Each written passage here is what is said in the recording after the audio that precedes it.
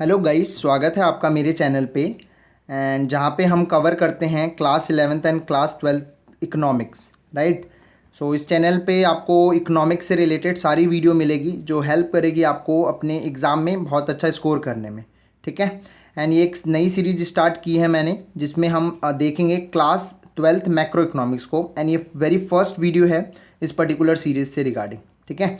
तो अगर आप मेरे चैनल पे पहली बार आए हैं और आपको लगता है कि आपको क्लास 11th और की इकोनॉमिक्स की वीडियो देखनी चाहिए, तो प्लीज़ मेरे चैनल को सब्सक्राइइब कीजिए एंड बेल आइकन को दबाइए ताकि आपको लेटेस्ट इन्फॉर्मेशन सारी की सारी मिलती रहे, ठीक। ये इंट्रोडक्शन वीडियो है, इसमें बहुत हम बेसिक से आपके क्लास 12 की शुरुआत करेंगे, मैक्रो इकोनॉमिक्स से को शुरू करने जा रहे हैं, ठीक है। तो और ऑल्दो आप देखेंगे कि मेरे चैनल पे बहुत सारे और वीडियोस हैं जहाँ पे मैंने फर्स्ट यूनिट जो मैक्रो इकोनॉमिक्स का होता है, national income and related aggregate, वो मैंने करवा रखा है। बट पहले मैं इस टेक्नोलॉजी से बहुत ज़्यादा फैमिलियर नहीं था, यूट्यूब एंड ऑल, तो उसमें बहुत सारी वीडियो ब्लर आ चुकी है, राइट। और बहुत सारी वीडियो सही से वो बनी नहीं है और मैंने बहुत बढ़िया इस तरीके से उसको रिप्रेजेंट नहीं किया है, ठीक है। बहुत सारी और प्रॉब्लम है, इसलिए मैं नए तरीके से, नए एंगल से, नए पॉजिटिव वाइब के साथ, नए कंटेंट के साथ, ठीक है, मैं दोबारा से शुरू कर रहा हूँ और नेशनल इनकम से शुरू करेंगे, ठीक है। तो ये ओवरव्यू है। तो अगर आप क्लास 12th में, तो आपको पता होगा कि आपके पास दो बुक है, right. Part 1, book 1 is introductory macro economics and दूसरा है आपका part B, book 2, that is Indian economic development, ठीक है।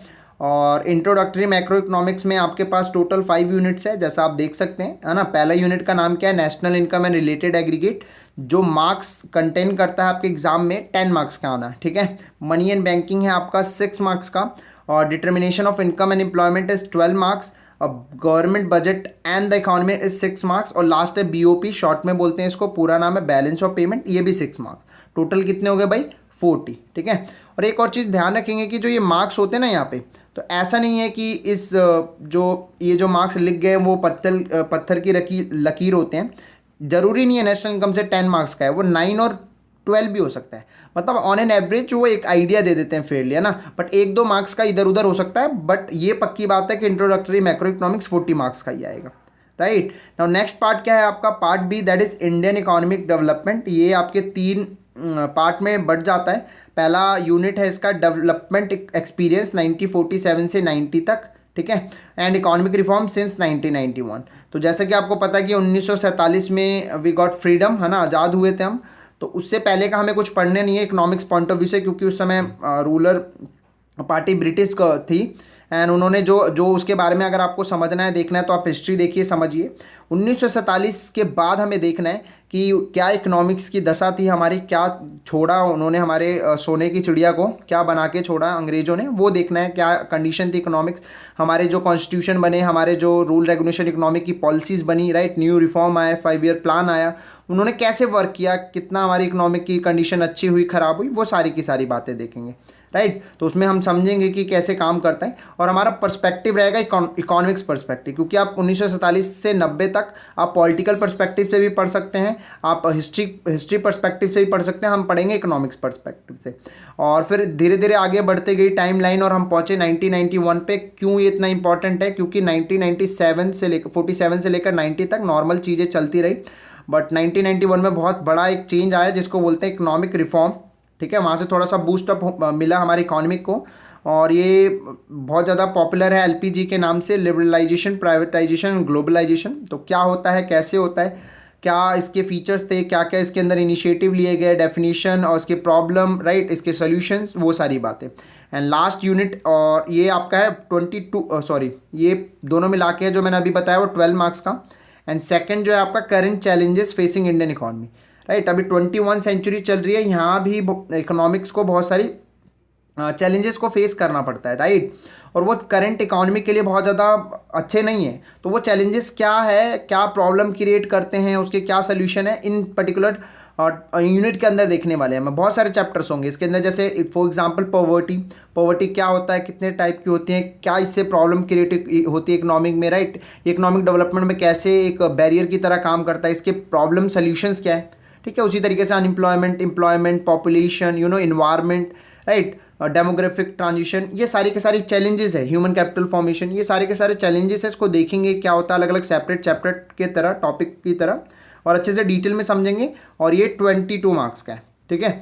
और इस चैप्टर से ना करंट टॉपिक से भी क्वेश्चन आने के चांसेस बनते हैं। दोनों बुक में करंट सिनेरियो से बनने के चांसेस है, राइट। बहुत ज़्यादा मोस्ट प्रोबेबली है कि जो ये सेशन है 2020 से 21 के लिए जो सेशन चल रहा है, इसमें करंट टॉपिक जो कोरोना वायरस है, कोविड-19, उससे कुछ ना कुछ रिलेटेड क्वेश्चन या तो मैक्रो में या तो इंडियन इकोनॉमी में जरूर आएगा। 4 to 10 मार्क्स का मेरे को जितना लगता है आने की पूरी प्रोबेबिलिटी है। तो जैसे हम ये बेसिक्स कवर करेंगे, उसके बाद एक सेशन में मैं जो करंट चैलेंजेस और करंट इशू जो होते हैं 1 साल के, उसको डिस्कस करता हूँ मैं, राइट, सारी चीज़ें, राइट।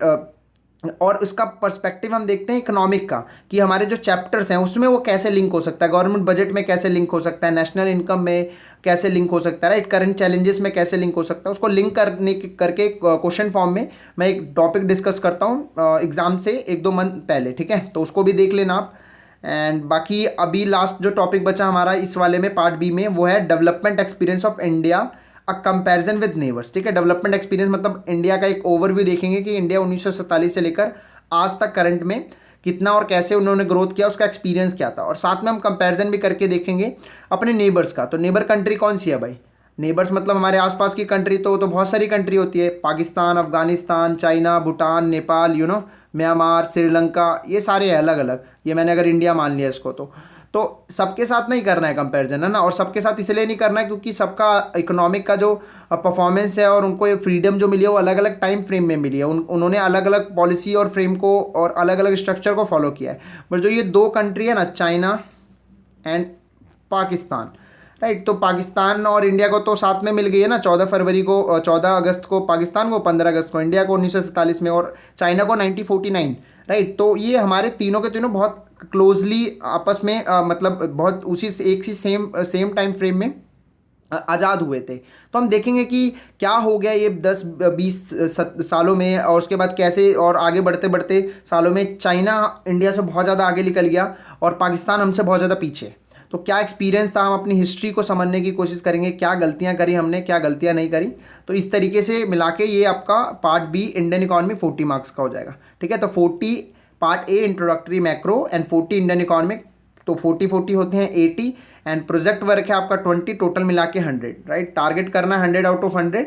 अब पढ़ के तो आप 80 ला सकते हैं, 20 के लिए आपको प्रोजेक्ट में 20 आउट ऑफ 20 लाना पड़ेगा। क्या करना है, सिर्फ क्लास में अच्छी परफॉर्मेंस दो, अच्छे से प्रोजेक्ट बनाओ, बहुत ज़्यादा टफ नहीं होता है, वाइवा होता है लास्ट में, बहुत ईजी, ठीक है, डरने की कोई बात नहीं है। तो उसको अच्छे से परफॉर्म करेंगे तो आप क्या करेंगे, अच्छा सा स्कोर कर पाएंगे, ठीक है। तो ये बिल्कुल इंट्रोडक्टरी सब्जेक्ट क्लास थी फर्स्ट, बिल्कुल, जहाँ पे आप मैक्रो इकोनॉमिक्स अपने सब्जेक्ट को जान रहे हैं, समझ रहे हैं। कल जो नेक्स्ट वीडियो आएगी इसकी पार्ट सेकंड, वहाँ पे हम शुरू करेंगे अपना first unit, that is national income and related aggregate, बिल्कुल बेसिक से, ठीक है। और मैं थोड़ा सा अपने बारे में बता देता हूँ, है ना। I am pursuing economics honours from university of Delhi, regular college से। एंड अभी इस ईयर, अभी मैं 2020 में ग्रेजुएट हुआ हूँ, ठीक है। और नाउ अभी ग्रेजुएट हुआ हूँ इन द सेंस कि जिस समय अभी वीडियो बना रहा हूँ, और मैं फाइनल ईयर का मुझे एग्ज़ाम देना है, मेरे एग्ज़ाम नेक्स्ट मंथ से। तो ऑल्दो अगर आप वीडियो देखेंगे तो जब तक मैं ग्रेजुएट हो चुका हूँगा, और फिर उसके बाद मैं मास्टर्स करूँगा अपने ड्यू से ही, इकोनॉमिक्स के अंदर ही। एंड मेरा दिल्ली में अपना खुद का कोचिंग सेंटर है, मैं इकोनॉमिक्स पढ़ाता हूँ, ठीक है। अभी लॉकडाउन है तो मैं ऑनलाइन पढ़ा रहा हूँ अभी। एंड उसके अलावा मैं अनअकैडमी पे पढ़ाता हूँ, ठीक है। और अभी भी अनअकैडमी पे मेरे बहुत सारे कोर्सेज होंगे, उसका लिंक आप देख सकते हैं, वहाँ पे जाके अभी लेक्चर्स देख सकते हैं आप बने हुए। बाकी यहाँ तो फ्रेश हमने स्टार्ट कर दिया है, ठीक है। और बाकी 4 ईयर से मैं पढ़ा रहा हूँ, 4+ ईयर का मेरे को एक्सपीरियंस है, और अदर प्लेटफॉर्म पे भी पढ़ाया है मैंने, तो मुझ पर ट्रस्ट कर सकते हैं। And I score 93 in economics. जब मेरा बोर्ड था, जब मैंने करा था, मेरे टाइम तो 100 मार्क्स का ही पेपर आता था, इकोनॉमिक्स में कोई प्रोजेक्ट भी नहीं था। तो 93 मार्क्स मैंने स्कोर करा है। तो इकोनॉमिक्स के लिए इस चैनल पे आप ट्रस्ट कर सकते हैं और फॉलो कर सकते हैं। और बाकी जैसे जैसे हम आगे बढ़ते रहेंगे, आपको आइडिया लगेगा कि हम क्या और किस लेवल का पढ़ाई कर रहे हैं, ठीक है। और एक और बात यार, यूट्यूब पे और अच्छे अच्छे चैनल्स हैं, मैं ये नहीं बोल रहा कि मैं ही बेस्ट टीचर हूँ, आप कहीं से भी पढ़िए, राइट। बट जो चैनल है उसमें एक दिक्कत ये होती है कि आप अच्छे से पढ़ लेते हैं, कंटेंट है बुक एंड ऑल को फॉलो करके, स्कूल्स को फॉलो करके, बट आपके डाउट्स नहीं क्लियर हो पाते, है ना। और जहाँ पे आप प्रॉब्लम क्रिएट करते हैं कि 80% सिलेबस तो सब हर जगह से क्लियर हो जाता है, बट इतना कोई स्पेसिफिक टाइम नहीं देता है डाउट क्लियर के लिए। और मैं समझता हूँ कि जो बच्चे हैं 12th के, और कोई भी बच्चा हो, अगर उनका डाउट क्लियर नहीं हो रहा तो सबसे ज़्यादा प्रॉब्लम उनको है, क्योंकि वो परेशान होते हैं। नॉर्मल जो मोटा मोटा कंटेंट है वो तो कहीं से भी मिल जाएगा, आप बुक से पढ़ के, स्कूल से पढ़ के, यूट्यूब से पढ़ के। बट जो डिटेल में 90+ लाने का स्कोर आपका टारगेट है, 100 में से 100 लाने का टारगेट है, तो आपके जो छोटे मोटे डाउट है, छोटे से छोटा, सिली से सिली डाउट और अच्छे लेवल का डाउट, वो क्लियर करवाना थोड़ा मुश्किल लगता है मुझे यूट्यूब में, है ना। तो 1-to-1 क्लासेस की जरूरत पड़ती है, बट मैं ट्राई करूँगा कि आपके सारे डाउट्स को क्लियर करूँ, है ना।